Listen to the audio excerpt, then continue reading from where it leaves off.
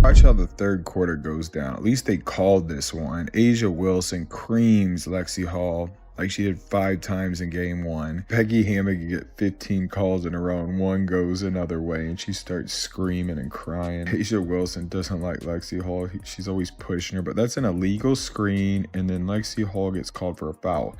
Okay, this is wild. The Indiana Fever just watched game 2 slip away, and honestly, it wasn't because the Aces outplayed them. No, the refs practically handed the game to Las Vegas. We're talking 41 fouls total, 16 in just 1 quarter, players getting thrown to the ground left and right, and get this. Somehow, Asia Wilson gets praised for her stats while Lexi Hull is out there battling through a back injury she picked up in game 1. That wasn't basketball, folks. It was pure chaos disguised as defense. So the big question is, how did the Fever even manage to fight back through all that? And what does this absolutely brutal game mean for them heading back to Indiana? Show your support for the Fever right now by commenting, "Let's go Lexi, let's go." I mean, it feels like a physical game every game. Feels like it's been a physical season. But yes, I think, I feel like I've been on the ground a little bit more this series so far. But we just keep getting back up, so that's all you can really say. So seriously, how in the world did Indiana walk into Las Vegas, face the 2-time champs, deal with whistles that already seem to be leaning the wrong way, and still leave with a double-digit win? Game 1 wasn't just some regular victory, it put the entire league on notice. The Fever went into that opener with a calm, almost icy discipline you rarely see from such a young squad, and right away Kelsey Mitchell absolutely silenced any doubts by lighting up the scoreboard with a playoff career-high 34 points. Every single time Vegas pressed, Indiana pushed right back, not with flashy plays, but with pure, absolute control, refusing to let the tempo get out of their hands.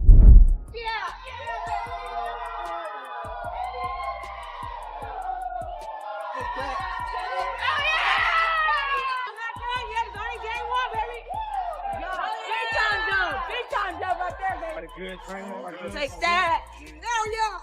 Hell yeah. That's one. That's one. That's one. That ain't song and dance to me, man. I'm just grateful, man. I love basketball. I love playing with my team. So let's take what we can get. And then there was the Aces' supposed trump card, right? Asia Wilson, the reigning MVP, found herself trapped in an absolute nightmare of a shooting night. I'm talking 6 makes on 22 attempts. Just Indiana's defense was suffocating. They forced her into tough contested looks, challenging everything near the rim, and made sure she had to work for every single bucket. That, my friends, was the real story. One team executing with surgical precision, hardly fouling, while the supposed powerhouse squad couldn't even buy a rhythm on their own home court. Asia Wilson, look at that foul they called for. Yeah, saved her. That's some bullcrap. I love Aaliyah Boston. Great job today playing defense. Look at that. Another foul. Bailed out by the refs. I get pissed off. This is the worst one. They call this a jump ball. How is that a jump ball? Nobody even had possession. Aaliyah Boston, that's anything is over the back. Not a jump ball. But here's what made it sting even more for Vegas: the context. They were at home, the whistle was already subtly bending their way, and national coverage was practically handing them an easy series win. Instead, the Fever absolutely held their ground and walked out with a staggering 16-point blowout. Fans immediately started noticing the cracks. That foul count felt off even in victory, but the sheer magnitude of Indiana's win simply buried those complaints. Still, that quiet undercurrent of bias, it wasn't ignored, it was just brushed aside because ultimately, the Fever handled business regardless of the circumstances. And Asia Wilson and the Las Vegas Aces lose game 1 on their home court to the Indiana Fever, 89-73. The Indiana Fever were in control of this game from start to finish. That embarrassment, you see, absolutely fueled the Aces. A 16-point loss wasn't something they could just excuse, and it's exactly why they stormed into Game 2 determined to change the tone. The question wasn't if Vegas would respond, we all knew they would. It was how far they'd actually go. But here's the kicker, at what cost did the Aces decide to fight back? Was Game 2 even basketball? Or was it just a brutal brawl that the referees decided to dress up as playoff intensity? From the opening minutes, it was crystal clear. The Aces were not interested in playing clean. In the WNBA, you cannot blindside somebody and set a screen on them without enough time for letting the player being screened react. And then look at this. This one, their arms lock up, but you gotta let go at some point. Like, you can't bring the person closer to you and just stay locked in while the offensive player is trying to get the rebound. But we know A'ja Wilson only receives fouls. They came out throwing arms, bodies colliding on practically every single possession. And what's worse, the officials never established any real control. What should have been this incredible back and forth showcase for two great teams instead devolved into a staggering 41 fouls, with the whistle relentlessly cutting through the arena. Think about this. 16 of those fouls came in just the third quarter alone, a stretch where Indiana had absolutely zero chance to find any rhythm. Every single attempt at momentum was chopped into pieces by stoppages that, let's be honest, seemed to consistently favor one team. Steph, why don't you think you were able to find any flow, and when that was the case, what are you trying to do to jumpstart things, maybe on the defense? Well, it's hard for us to find flow when there's a foul call every 10 seconds. I mean, it just really is. And when they're at the free throw line, we can't get up and down the floor. And that's a challenge. They were much more aggressive and physical defensively. We didn't counter that with our off-ball actions or with our back cuts. So they took us out of our comfort zone. I mean, offense is about rhythm, it's about timing, it's about spacing. We allowed them to do that, and they kept us from doing it. This physicality wasn't just occasional, it was the entire storyline of the game. Players were shoved relentlessly when cutting through the lane, defenders were clearly using forearms instead of actual footwork, and more than once, someone ended up sprawled out on the floor. What truly stood out wasn't just the sheer number of fouls, but how systematically they broke the Fever's pace. This is a group that thrives in flow, that loves to run and share the ball, and instead they were dragged into a brutal wrestling match they absolutely did not ask for. While Vegas kept piling up free throws, Indiana was constantly forced into choppy half-court sets, the least comfortable part of their actual identity. Yeah, Lexi, obviously you were a late add to the injury report today. Just how are you feeling this morning with your back, and what do you have to do to be able to play? I mean, I'm feeling sore still, but I think just a lot of treatment, trying to get, our bodies as ready as we can be. Part of playoffs, I think, for everyone is it's the end of the season. Everyone's a little fatigued, everyone's a little sore. So just trying to go out there and do the best I can. Yeah, a lot of treatment with our trainers. I'm really thankful for them to spend a lot of time with me today, a lot of time with me yesterday, getting me ready for tonight. Let's be real, Lexi Hull should never have even been out there. After injuring her back in Game 1, she was literally listed as a game-time decision. Most players honestly would sit, heal up, and wait for the series to shift back home. Instead, she taped herself up, hit the floor, and immediately got targeted by Vegas's rough and tumble style. You saw it in real time, contact after contact, bump after bump, with her landing on the hardwood more than once. Yet, against all of that, Hull went to the arc and absolutely drilled 5 3-pointers, tying a Fever playoff record. It wasn't clean, it wasn't pretty, but it was pure defiant. After the game, she admitted, and I quote, "I'm feeling sore still, but I think just a lot of treatment trying to get, our bodies as ready as we can be. We're just pushing through." That's not some highlight reel quote, folks. That's a player who knows she's being punished, but absolutely refuses to fold. This is what happened. They cut it to 8 and they get 4 fouls in a row. That was not a foul. That was not a foul. This is crazy. 4 consecutive fouls. So from 8, it goes to 13 really quick, and the rest was history. It looks like Howard got hit in the arm by 2 players. They don't call foul. It was a shot clock. But the rest of the game were just a whole bunch of fouls being called, people flying. And get this, meanwhile, the national conversation didn't really focus on Hull's incredible grit or the Fever literally trying to keep their season alive. Oh no, instead, it celebrated A'ja Wilson's stat. 25 points, 9 boards, 5 steals, 2 blocks.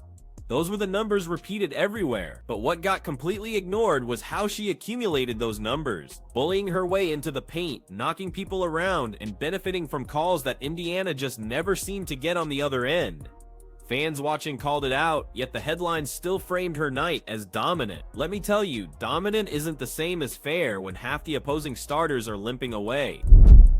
Yeah, I mean, it's how you look at it. It looks, honestly, by some of the fouls and the way it was going, it looks like we were almost too physical, but yet at the same time, I feel like we have to be able to get that on the other end. I think, sometimes when you just look at the game as a whole, when you look at the way that it works, sometimes you manipulate it to different ways and you have smaller matchups. So, I mean, I just don't think it's really possible all the time for some of those smaller matchups to really do such a clean job of that. But hey, I'm here to hoop, so none of my business.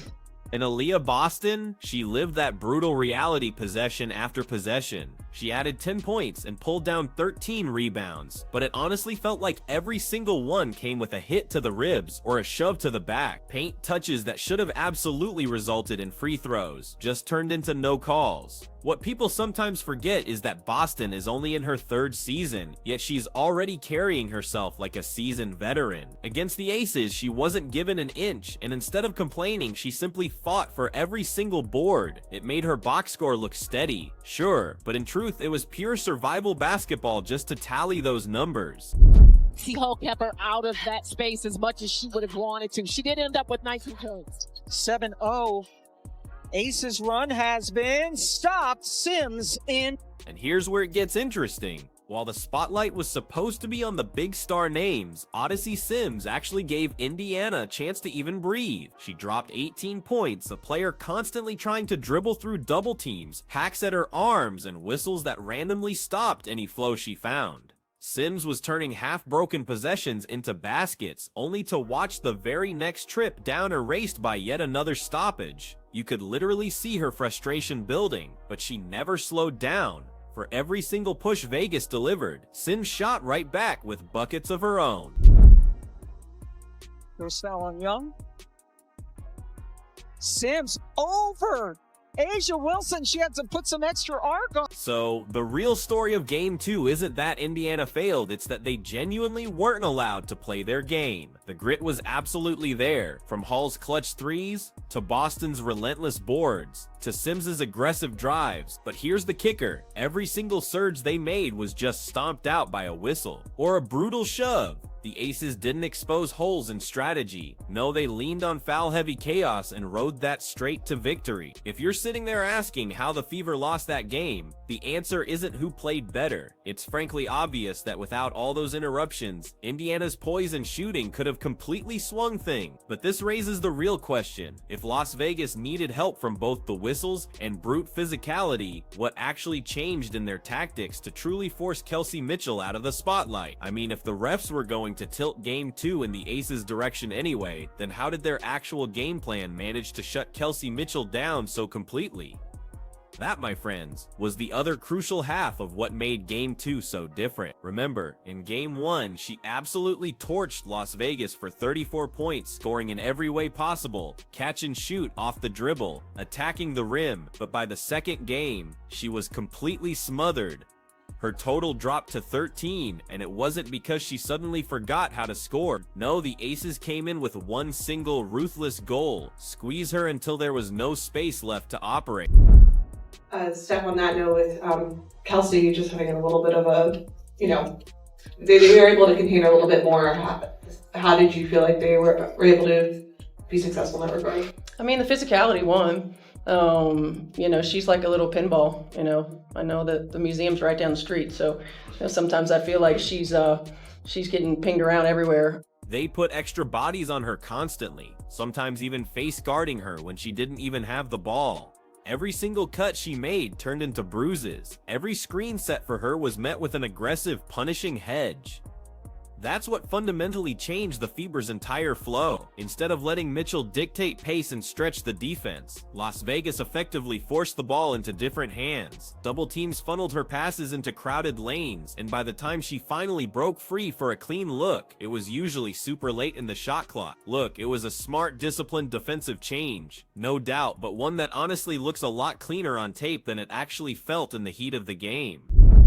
The physicality is out of control, that's for sure. I mean, you can bump and grab a wide receiver in the NFL for those first 5 yards, but you can do it in the W for the whole half court. You put two hands on somebody like that, it should be an automatic foul. They have the freedom of movement. Freedom of movement. There's no freedom. And I'm not saying that we're not fouling too. I'm not saying that. I'm saying it's out of control. And here's the truly ironic part. Even Becky Hammond, the Aces' own coach, complained afterward about the physical nature of the matchup. Just think about that for a second. Her team had just been rewarded all night long by a whistle that conveniently stopped and started the game in their favor. Yet even she wasn't thrilled with how rough it got. That detail matters because it shows the result didn't ride only on a tactical plan. It was also shaped almost entirely by chaotic, highly questionable officiating decisions. Look, the Aces' pressure on Mitchell certainly worked, but all those distractions really clouded any fair measure of how effective those adjustments actually were. Inside, Aaliyah Boston still fought like a warrior. 10 points, 13 rebounds, another tough night where she played more like a linebacker crashing bodies than a center working out of the post. But Vegas did something clever here too. They stretched the floor. They pulled her out of position, creating mismatches that let Asia Wilson and Jackie Young attack without a true counter on the help side. Now the starting point guard, and here's Hull, an early test. Great sign because her shooting has been off. Yes. Mitchell. Short. Hull with another offensive rebound, turn, shoots, scores. 2 of their last 3. Hull again, yes. Oh, you found it. But wait, there's Lexi Hull. The Aces may have succeeded in erasing Mitchell for one night, but what they absolutely couldn't stop was Hull. Remember, she had just injured her back in Game 1. She was a game-time decision, barely even cleared to take the floor. But not only did she suit up, she absolutely drilled 5 threes. Tying the Fever playoff record, that, my friends, is not a fluke. That is pure, unadulterated mental toughness, and it's the exact proof that Indiana simply refuses to quit, even when they're undermanned and being pushed to their absolute limit. Fever run still. Lexi Hull has scored the last 6 points for Indiana with a couple of threes. Mitchell, good look. And she got it. Kelsey Mitchell in that first half had 9 points, but was just 1 of 5 from 3-point range. It was Lexi Hull doing the damage from 3, and now she's doing a Kelsey Mitchell imitation of the night. So yes, Las Vegas did score their adjustments. They did execute a plan. They did lean on the whistle, and they did walk off with the win. But now, my friends, the board completely changes. The next time they play, it won't be in Vegas. It's in Indianapolis, where the Aces won't just face Mitchell, Boston, and Hull. Oh no, they'll face 17,000 fans who absolutely smell blood and plan to be louder than any whistle. So what happens when a team that's been roughed up, whistled out of rhythm, and nearly injured on the road finally gets to walk back into their own building? That, my friends, is exactly what the Indiana Fever are about to find out as the series dramatically shifts to Gainbridge Fieldhouse. After 2 bruising games in Las Vegas, where the arena's energy and highly questionable whistles clearly tilted things toward the Aces, now the dynamic flips. The Fever finally get to step into a place that truly feels like theirs, where every single bucket from Caitlin Clark or Kelsey Mitchell is amplified by thousands of roaring voices instead of being drowned out. If I could just ask you to look forward to the series going to your home court in Indianapolis, how much is that really going to make a difference in this series, and how much does it mean to you guys to have that home court advantage? Yeah, I think it's going to be great. Our fans, they show up and they show out, and so for us just using that, our own energy, but also using the energy in the crowd, I think it's going to be really great for us. Gainbridge has already proven it's far more than just a home court. This season alone, we've repeatedly seen opposing teams visibly stumble in the second half. As that noise level just keeps building and building, the same momentum swings that completely evaporated in Vegas, they come alive in Indy. There are 0 dead moments at Gainbridge. Crowds stay absolutely deafening through runs, through fouls, through even the most egregious missed calls. And while Vegas certainly used crowd energy to fuel their Game 2 victory, now it is Indiana's turn. Even Becky Hammond admitted, and I quote, "Our experience there has not been great this season." Which, let's be honest, says a lot for a championship coach. That matters, my friends, because officiating bias simply cannot hide in silence when you've got 17,000 fans reacting to it in real time. Officials won't miss the contact on Boston's post-ups when the roar explodes at every bump. They simply won't ignore the body checks. On Hull, when the crowd demands accountability, that's the seriously underrated part of home court advantage. You don't just get the rims and the familiarity, you get constant, intense pressure on every single decision from the people watching closely. Yeah, we're excited. I know the last time it was the first playoff game in a really long time, so to be able to have 2 more for our fans that have been there with us all season, I'm really excited for that, and we definitely do feed off of their energy, so we're really looking forward to it. For the Fever, my friends, that's fuel.